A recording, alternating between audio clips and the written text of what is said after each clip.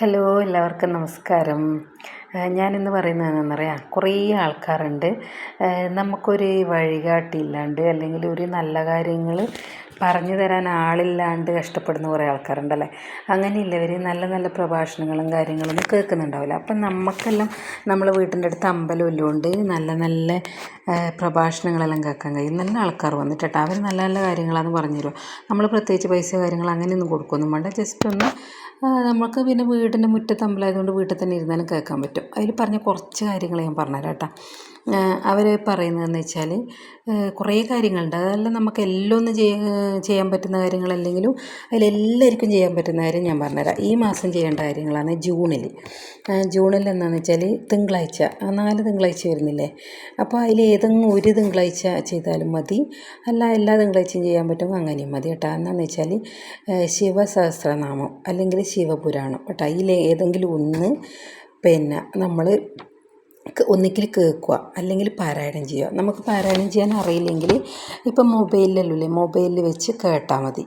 അപ്പോൾ അത് നമുക്ക് ഒരുപാട് പോസിറ്റീവ് എനർജി തരുന്ന പറയുന്നു. എന്ന് പറഞ്ഞാൽ നമ്മൾക്ക് ഒരുപാട് പലതരത്തിൽ കഷ്ടപ്പെടുന്നവരില്ലേ, രോഗങ്ങൾ കൊണ്ടും പൈസ ഇല്ലാതെ കൊണ്ടും ജോലിയുടെ പ്രശ്നങ്ങൾ, അങ്ങനെ ഒരുപാട് പ്രശ്നങ്ങളിൽ നിന്ന് നമുക്ക് ഒരു എനർജി കിട്ടുമെന്ന് പറയും. നമ്മൾ വീട്ടിലെ പണിയെല്ലാം തീർന്ന് നമുക്ക് അങ്ങനത്തെ കാര്യങ്ങൾ ചെറിയൊരു കാര്യമില്ല ചെയ്യാൻ പറ്റുകയാണെങ്കിൽ ചെയ്യാലോ അങ്ങനെ.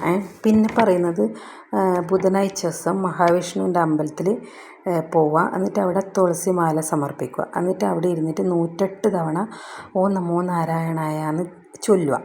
നമ്മളവിടെ ഇരുന്നിട്ട് നമ്മൾ സാധാരണ എല്ലാ അമ്പലത്തിൽ പോയാലും തോന്നിട്ട് പെട്ടെന്ന് ഇറങ്ങാണ്ട് നമ്മളവിടെ കുറച്ച് സമയം ഇരിക്കണം എന്ന് പറയുന്നത്. ഏത് അമ്പലത്തിൽ പോയാലും കുറച്ച് സമയം ഇരുന്നിട്ട് വരണം എന്ന് പറയുന്നത്. അപ്പോൾ നമ്മൾ വീട്ടിൽ തുളസി ഉണ്ടെങ്കിൽ നമ്മൾ കൈ കൊണ്ട് തന്നെ തുളസി മാല കെട്ടിയിട്ട് അവിടെ പൂജാരിക്ക് കൊടുത്താൽ അവർ ഇടും. ഈടിയൽ അങ്ങനെയാണ്, നമുക്ക് തന്നെ തുളസി മാല കെട്ടി കൊടുക്കാൻ പറ്റും.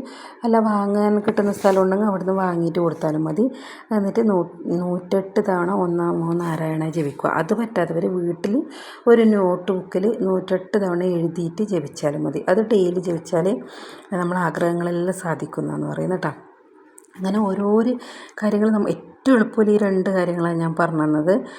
പിന്നെ വേറെ എന്ന് വെച്ചാൽ നമ്മൾ രാവിലെ എണീച്ച് കുളിച്ചിട്ട് സിന്ദൂരെല്ലാം തൊട്ടിട്ടാകുമ്പോൾ നമ്മൾ നാസ്ത കഴിക്കുന്നതിന് മുന്നേ ഏതെങ്കിലും ഒരു ജീവിക്ക് ഭക്ഷണം കൊടുക്കുക. ഇപ്പോൾ ഒരു കാക്കക്കോ അല്ലെങ്കിൽ നമ്മൾ പറയില്ലേ പട്ടിക്കോ പൂച്ചക്കോ അങ്ങനെ പറയില്ലേ, അങ്ങനെ ഭക്ഷണം കൊടുക്കുക. അതും ഭയങ്കര നല്ലതാവും. പിന്നെ പറഞ്ഞു തന്നത് ഒരു സ്വിച്ച് വേർഡ് എന്ന് പറഞ്ഞിട്ടൊരു വേർഡുണ്ട്. അതിൽ പറയുന്നത് വെൽത്ത് മണി ഡെയിലി എന്ന് പറയുന്ന ഒരു വേർഡാണ്.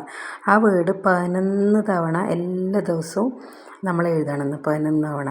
അപ്പോൾ എല്ലാ ദിവസവും എഴുതാൻ പറ്റില്ലെങ്കിൽ ഒരു ദിവസം എഴുതുക ഒരു പേപ്പറിൽ, അത് നമ്മൾ 11 തവണ വായിച്ചാലും മതി. അപ്പോൾ ഇത് ചെറിയ കാര്യമാണെന്നല്ലേ.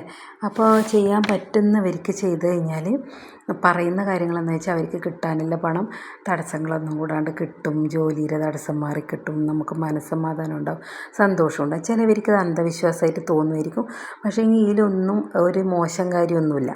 ഇപ്പോൾ ശിവനെ ജപിക്കുന്നതായാലും കൃഷ്ണൻ്റെ നാമം ജപിക്കുന്നതായാലും എല്ലാം. അപ്പോൾ ചെയ്യാൻ പറ്റുന്നവരൊന്ന് ചെയ്ത് നോക്കട്ടെ. ഓക്കെ.